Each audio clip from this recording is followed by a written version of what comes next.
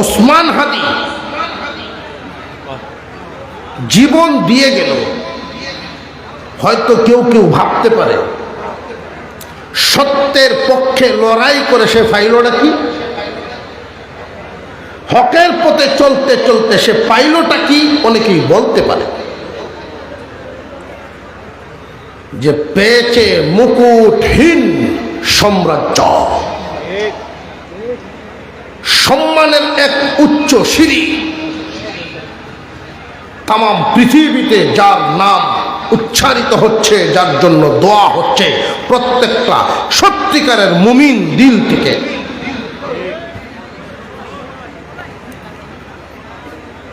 শত বছরে এমন একটা ওসমান হাদি আসে কিনা জমিনে। তবে জেনে রাখবেন, যেই জমিনে ওসমান হাদির মতো যুবকদের রক্তের ফুটা লেগে যায়, এমন জমিন আর অন্যদের গোলামিতে পরিণত হয় না। শিকল আর শিকল দিয়ে রাখা যায় না। যুবকরা যখন রক্ত দেওয়া শিখে ফেলে, এই জমিনকে তখন অন্যায় থেকে মুক্ত করেই ছাড়ে। যুগে যুগের এই ইতিহাস সাক্ষী রয়েছে, আল্লাহর রাসূলের উম্মতেরা যখন রক্ত দেওয়া শুরু করে দেয়, কোন জাতি এদেরকে দমাইতে পারে না।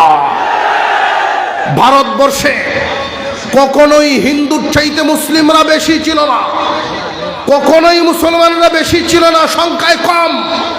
এরপরেও এই ভারতবর্ষ মুসলমানেরা শাসন করেছেন কয়েকশো বছর। আল্লাহর জমিনে আল্লাহর আইন কায়েম করার জন্য মুসলমান তৈরি হও। এই জমিনে জালিমদের আর কোন সিংহাসনে দেখতে চাই না। তৈরি হতে হবে তোমাদের, জায়গায় জায়গায়, যুগে যুগে। মনে প্রাণে একটাই পণ করব, কে ক্ষমতায় যাবে কে যাবে না ওইটা দেখার বিষয় না। ওলামায়ে কেরাম এই চেয়ারের চিন্তায় না। ওলামায়ে কেরাম কোন চিন্তায় কথা বলেন, কোন ভাষায় কথা বলেন, সেটা বুঝতে হবে। পীর সাহেব মধুপুরী মুরব্বী মানুষ, হেঁটে গেলে কাঁপতে থাকেন। বালিয়ার সাহেব রহমতুল্লাহি আলাইহি ছিলেন, চামড়া খুশ হয়ে গেছে এমন আল্লাহওয়ালাগণ এই চেয়ার, ক্ষমতা, লোভ এগুলোর জন্য মাঠে নামেন নাই। তাদের ইমানে আগুন লেগে গেছে।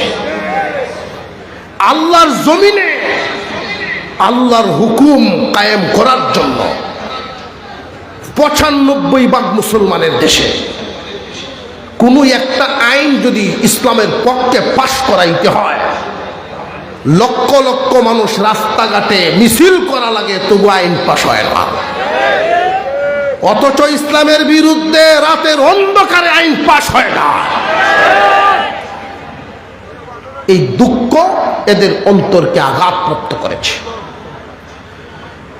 মসনদে তোমরাই বসবা, যারা চেয়ারের লোভ নিয়ে আছো, প্রত্যেকের জায়গায় জায়গায়, দেশ জায়গায় জায়গায় বসে বসে চালাও। তবে মন চাহি চালানো বন্ধ হয়ে যাবে। মন মতো আর চালানোর সুযোগ নেই। আপনারা শুনেছেন গতকালকে কত নরম মনের মানুষ আমাদের বর্তমান জাতীয় মসজিদের খতিব, পীর সাহেব, বুজুর্গ মানুষ, এই জামানার একজন বুজুর্গ আলেম। উনার জবান থেকে অগ্নিজরা বয়ানগুলো শুনেছেন কিনা?